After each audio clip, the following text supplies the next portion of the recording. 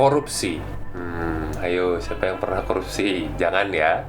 Oke, hari ini kita bakal membahas tentang korupsi. No, bukan dari sudut pandang hukum karena aku tidak punya kemampuan untuk membahas hukum dan segala macam. Tapi kita bakal membahas tentang DPO korupsi yang selama ini masih banyak dibicarakan dan cukup legendaris. Yang karena satu dan lain hal memang masih terus diburu sampai sekarang. Sebelumnya jangan lupa klik subscribe, like, dan juga tombol notifikasi jadi kamu tahu kapan kalau ada video-video baru muncul di channel ini ya.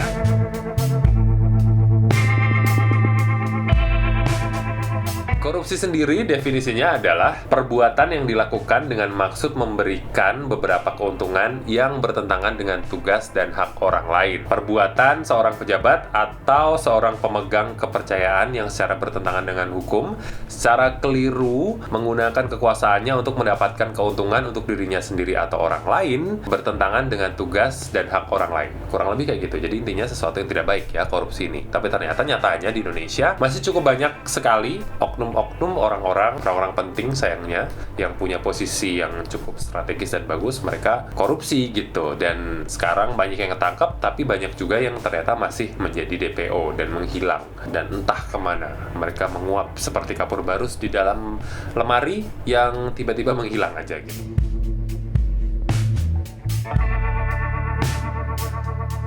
Syamsul Nur Salim, itu yang pertama. Syamsul Nur Salim ini punya nama lain yaitu Lim Taek Siong atau Lim Chon Ho. Dia lahir di Lampung 19 Januari tahun 1942. Syamsul ini dikenal sebagai seorang pengusaha dan juga pemilik dari PT Gajah Tunggal. Pernah dengar pasti ya, PT Gajah Tunggal ini memproduksi ban gitu ya di bidang otomotif, ban untuk mobil penumpang, SUV, truk ringan, off-road, industri dan segala macam, termasuk sepeda motor juga.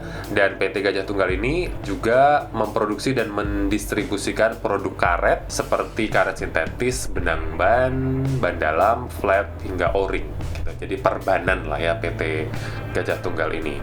Di tahun 2020 majalah Forbes itu menempatkan Syamsul itu sebagai salah satu di daftar 50 orang terkaya di Indonesia. Syamsul ini berada di urutan ke-35 pada tahun 2020 juga, tepatnya di tanggal 12 September. Forbes ini mencatat kekayaan Syamsul mencapai 755 juta dolar Singapura. Lumayan banyak ya. Nah, ternyata Syamsul dan istrinya itu juga ditetapkan sebagai tersangka dalam perkara dugaan tindak pidana korupsi dalam proses pemenuhan kewajiban pemegang saham BDNI selaku obligator BLBI kepada BPPN. Nah, penetapan tersangka ini berdasarkan hasil pengembangan perkara mantan kepala BPPN, Syafruddin Temenggung. Majelis hakim saat itu memandang perbuatan Syafruddin ini sudah memperkaya Syamsul Nur Salim selaku pemegang saham pengendali BDNI tahun 2004. Selain itu, Syafruddin disebut juga sudah menerbitkan surat pemenuhan kewajiban pemegang saham. Padahal Syamsul ini belum menyelesaikan kewajibannya terhadap kesalahan atau misrepresentasi dalam menampilkan piutang BDNI kepada petambak yang diserahkan kepada BPPN gitu. Dan akhirnya perbuatan Syafruddin dinilai telah menghilangkan hak tagih negara terhadap Syamsul Nur Salim sebesar 4,58 triliun rupiah. Uang semua itu loh.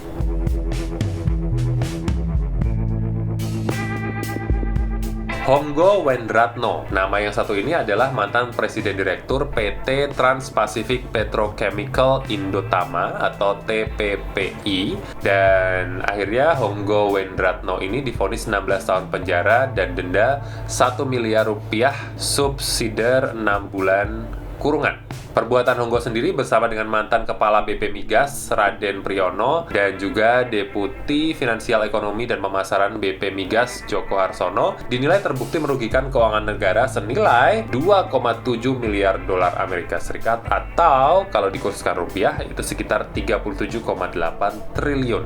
Honggo Wendratno sendiri ini sekarang masuk ke daftar buronan negara setelah didakwa melakukan korupsi sebesar 37 triliun rupiah dalam kasus kondensat Pertamina. Meskipun demikian, ternyata keberadaan Bapak Honggo ini yang lahir di Kediri tanggal 12 September tahun 64 itu sampai sekarang masih belum diketahui secara pasti gitu ya. Sempat bersembunyi di Singapura dan diketahui oleh Mabes Polri, tapi ternyata dibantah oleh Kementerian Luar Negeri Singapura. Jadi sekarang di mana Bapak Honggo? Tidak ada yang tahu.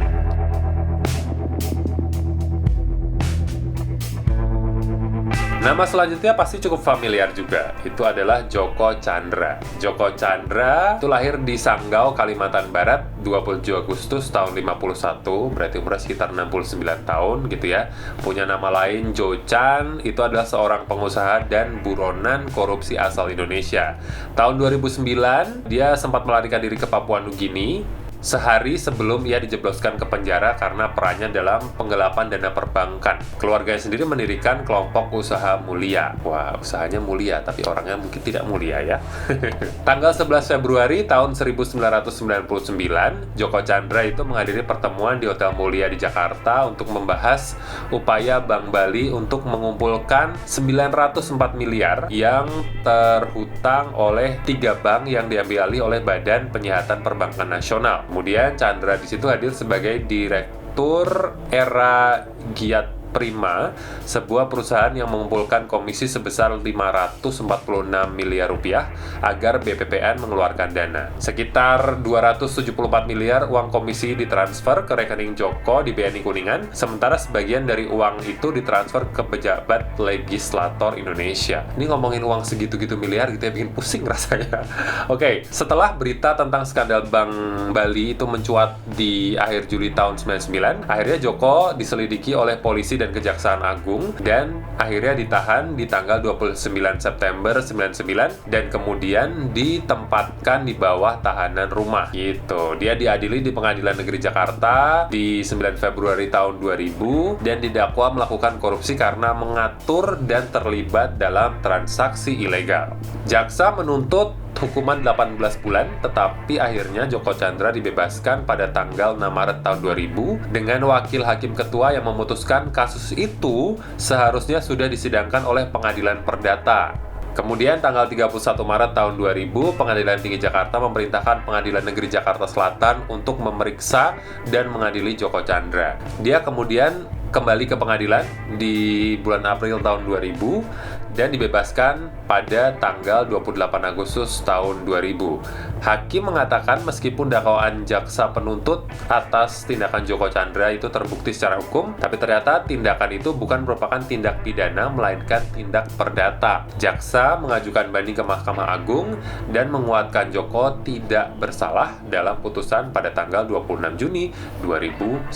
Kemudian 7 tahun kemudian, di tahun Oktober tahun 2008, Kejaksaan Agung mengajukan peninjauan kembali ke Mahkamah Agung atas pembebasan Joko, dan sehari sebelum putusan dijatuhkan, Joko Chandra itu terbang pada tanggal 10 Juni tahun 2009 menggunakan pesawat charter dari Bandara Halim Perdana Kusuma Jakarta ke Port Moresby di Papua Nugini. Dan pada 11 Juni tahun 2009, Mahkamah Agung menjatuhkan hukuman penjara 2 tahun kepada Joko Chandra dan kemudian dia dinyatakan sebagai buron. Kesana kesini ngomongan duit triliun rupiah segala macam gitu ya, terus jadi buron. Semoga segera ketemu ya keberadaan Joko Chandra dimanapun itu, karena duitnya gila ya, sampai ratusan miliar tuh, kayak ratusan triliun bahkan. Gak kuat mikirnya, bikin pusing emang.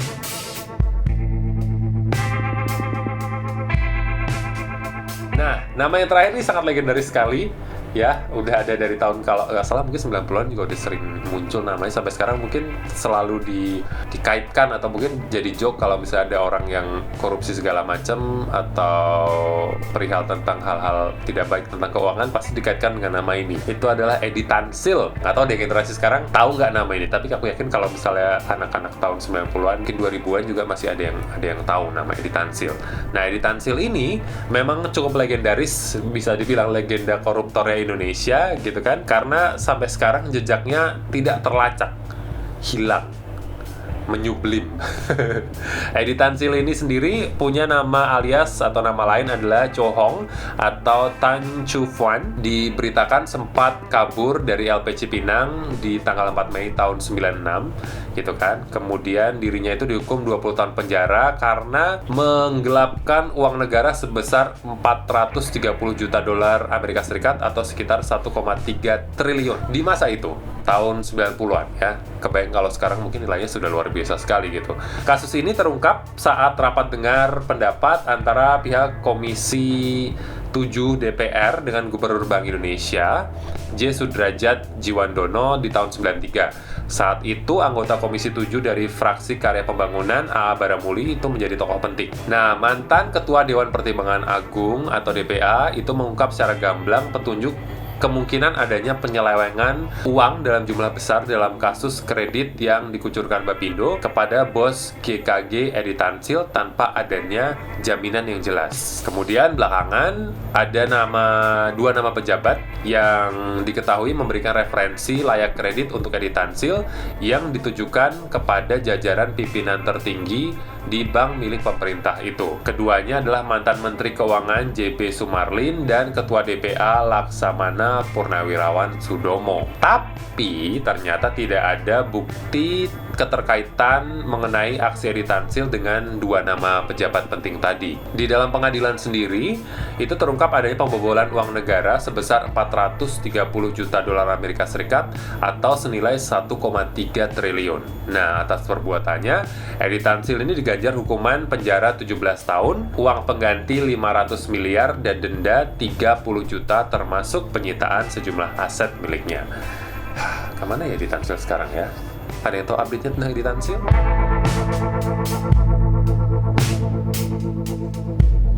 Itu tadi daftar DPO, daftar buronan legendaris koruptor Indonesia yang sampai sekarang nggak tahu dah di mana. Sampai pusing kalau ngomongin, pokoknya udah korupsi terus gitu ya. Tapi semoga nanti kedepannya sudah tidak ada kasus-kasus korupsi sekarang ini. Ini termasuk menjadi satu reminder gitu ya. Semoga generasi muda tidak ada yang mencoba-coba untuk korupsi ya, jangan gitu ya, bukan uang kamu gitu, dosa besar nanti.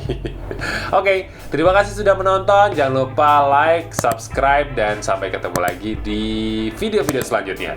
Bye-bye.